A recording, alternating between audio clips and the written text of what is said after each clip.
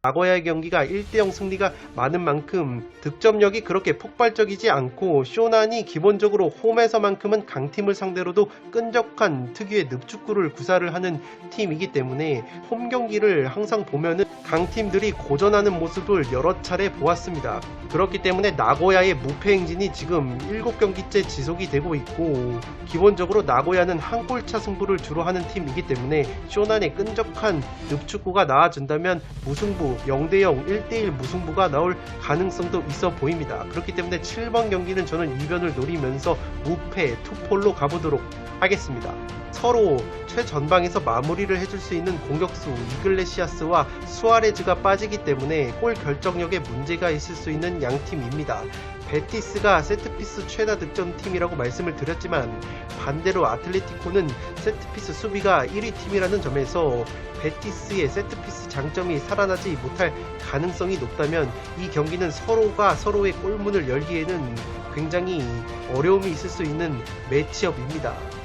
아틀레티코의 경우에는 최근에 레알 마드리드와 바르셀로나가 턱밑까지 추격을 했기 때문에 우승 경쟁에 있어서 최소한 베티스 원정 경기에서는 지지 않는 경기를 통해서 승점을 쌓아야 하는 입장이고, 베티스 역시 지금 소시에다드와 비아레알과 치열한 유로파리그 티켓을 경쟁을 하고 있기 때문에 승점 1점이 소중한 경기입니다. 따라서 주포 공격수들이 빠지는 상황 속에서 양팀이 이러한 니즈가 반영이 된다면 의외로 팽팽한 흐름 속에서 무승부가 나올 수도 있는 경기라고 보여집니다. 그렇기 때문에 저는 과감하게 단통 무승부로 가보도록 하겠습니다. 살롱 코멘트에서 정리를 해드리면 강원이 수비 밸런스를 중시하는 팀들과는 모두 무승부를 거뒀습니다. 수원, 성남, 제주 같은 수비를 탄탄히 하는 팀들을 상대로는 무승부를 거뒀는데, 반면에 서울, 대구 같은 조금은 호전적인 성향을 가진 팀들과의 매치업에서는 모두 승리를 거뒀습니다. 그렇기 때문에 수원FC가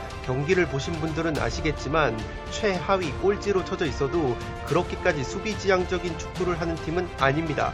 호전적인 성향이 있는 팀이기 때문에 강원과의 매치에서도 화끈한 난타전 양상이 벌어질 것으로 보입니다. 그렇기 때문에 강원이 지금까지 걸어온 행보를 봤을 때 수비 밸런스를 중시하는 팀들과는 무승부, 호전적인 성향을 가진 팀들과는 승패가 갈리는 흐름이 있었기 때문에 이번 수원FC와의 경기도 승패가 갈리는 승부가 나오지 않을까 싶습니다. 그나마 고무적인 것은 2선에서 창의성과 득점 기회를 창출을 해줄 수 있는 한승규와 이영재가 복귀를 하기 때문에 최근에 골 결정력에 문제가 있었던 수원이 이러한 부분을 해결할 수 있는 실마리가 될 것 같습니다. 특히 이영재 같은 경우에는 왼발 슈팅이 상당히 날카롭고 다름 아닌 강원에서 이적을 해왔기 때문에 강원 수비진의 특성을 누구보다 잘 알고 있다는 장점이 있겠습니다. 이 수원이 K리그 최다 실점팀이긴 한데 센터백 중앙수비 조합이 박지수와 조유민입니다. 박지수 선수는 국가대표에 뽑힐 정도로 기량을 인정받는 선수이긴 한데 이 두 선수가 피지컬적으로는 그렇게 뛰어나지가 않습니다. 그렇기 때문에 예를 들어서 광주의 펠리페나 성남의 뮬리치 같은 피지컬이 좋은 공격수들을 막아내는 데 있어서 어려움을 겪는데, 조유민과 박지수는 영리한 수비를 통해서 날랜 공격수들을 상대하는 데 일가견이 있는 조합입니다. 그러한 점에서 강원의 공격수들은 김대영 같은 빠른 선수들 위주로 구성이 되어 있고, 고무열 선수 역시 피지컬은 좋은데 펠리페처럼 박스 안에서 지저분하게 싸우는 유형이 아니기 때문에 오히려 강원의 공격진들을 막아내는 데 있어서는 수원의 중앙수비 조합이 광주나 성남을 상대했을 때보다는 수월한 면이 있지 않을까 싶습니다. 팽팽한 흐름 속에서 오히려 수원이 의외의 선전을 펼치면서 선제골을 넣고 승리까지 가져갈 수 있는 이변이 나올지 않을까 싶습니다. 그렇기 때문에 1번 경기는 승패 투폴로 가보도록 하겠습니다. 살롱 코멘트에서 정리를 해드리면 최근 헤타페의 공격력과 경기력을 보면 레알 마드리드의 승리가 그려지지만 최근 레알이 챔피언스 리그를 병행을 하면서 체력적인 누수가 심합니다. 특히 미드필더 크로스와 모드리치 선수가 혹사를 당하고 있고, 카세미르 선수는 퇴장 징계로 나설 수가 없습니다. 이 카세미르 선수가 수비진 앞에서 헌신적인 움직임으로 수비 기여도가 굉장히 높은 선수이기 때문에 카세미르가 나오지 못한다면 크나큰 전력 누수라고 보시면 되겠습니다. 카세미로가 빠지면 그 자리를 발베르데 선수가 대신할 것으로 보이는데, 이 발베르데 선수가 직접 리버풀전에서는 오른쪽 풀백으로 활약을 해서 최고 평점을 기록을 했습니다. 리버풀전에서 발목 통증을 안고 경기를 뛰었었기 때문에 100% 컨디션이 아니라는 점을 체크해 주시기 바랍니다. 헤타페 특유의 홈에서의 거친 축구와 짠물 수비가 통한다면 헤타페 특유의 왕성한 중원 활동량을 앞세워서 체력적인 누수가 있는 레알을 상대로 최대 무승부를 가져갈 수 있지 않을까 생각이 됩니다. 그러나 헤타페의 승리는 없을 것 같은 것이 라리가 최하위권의 공격력에다가 최전방 공격 자원들의 골 결정력이 너무나도 좋지 못하기 때문에 레알 마드리드의 수비를 뚫어내기에는 버거워 보입니다. 그렇기 때문에 폴더스의 여유가 있으신 분들은 과감하게 무승부까지 가져가실 것을 추천드리도록 하겠습니다. 이 경기는 심적으로는 AC 밀란이 부담감이 더 크다고 보여집니다. 밀란의 경우에는 우승 경쟁이 사실상 인터 밀란과의 승점 차가 벌어져 있기 때문에 우승 경쟁보다는 안정적으로 챔피언스 리그 티켓을 사수하는 것이 현실적인 목표인 상황입니다. AC 밀란 아래로 아탈란타, 유벤투스, 나폴리까지 추격을 하고 있기 때문에 결코 안심을 할 수 없는 상황이고, 반면에 사스올로는 리그 8위로 유로파리그 순위권과는 격차가 벌어져 있고, 그렇다고 강등 걱정을 할 승점도 아니기 때문에 상대적으로 부담감을 덜고 자신들이 원하는 추구하는 공격 축구를 구사할 것으로 보입니다.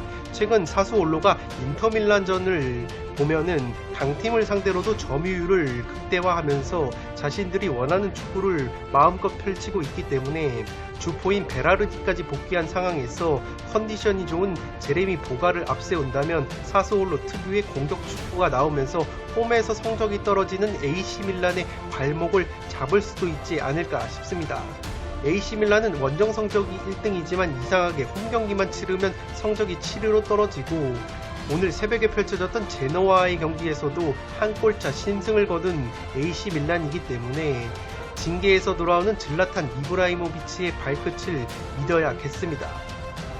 반면에 사스올로가 세트피스의 강점이 있는데 반대로 밀란의 경우에는 세트피스 수비가 약하다는 점이 있습니다. 밀란은 역수비의 강점이 있는데 반대로 사스올로는 역습 수비의 약점이 있다는 것도 서로의 약점을 공략할 만한 무기가 있는 경기라서 난타전 양상이 펼쳐질 것 같습니다. 그렇기 때문에 승부가 갈리는 화끈한 매치가 될 것으로 보이고, 이 경기는 승패 투폴로 잡으면서 이변을 바라보도록 하겠습니다. 짤로 코멘트에서 정리를 해드리면, 강원만 만나면 최근 항상 고전을 해온 전북입니다. 지난 1차전 홈경기에서도 막판에 강원 김정호 골키퍼의 실책이 아니었다면 1대1 무승부로 덜미가 잡혔을 경기입니다. 김병수 감독의 강원이 최근 주춤하고는 있는데 확실히 실리축구로 변모를 했습니다. 과거에 김병수 감독의 병수몰이 패스와 점유를 중시하는 축구였는데, 이 패스와 점유에 집착하는 것이 아니라 최근에는 결과를 이끌어내는 실리축구로 전향한 모습이 있기 때문에 충분히 이번에도 전북의 덜미를 잡을 만한 매치업이라고 생각이 되고, 강원의 경우에는 팀의 주장이자 핵심 수비수인 임채민 선수가 지난 전북과의 1차전에서 징계로 나설 수가 없었는데 이번만큼은 돌아와서 수비진을 진두지휘할 것으로 보입니다. 임채민이 들어온다면 지난 1차전보다도 수비적으로 강화가 되는 강원이기 때문에 김병수 감독의 전북 킬러다운 면모가 또다시 한 번 더 나와준다면 충분히 무승부까지는 잡아볼 만한 매치업이라고 생각이 되어집니다.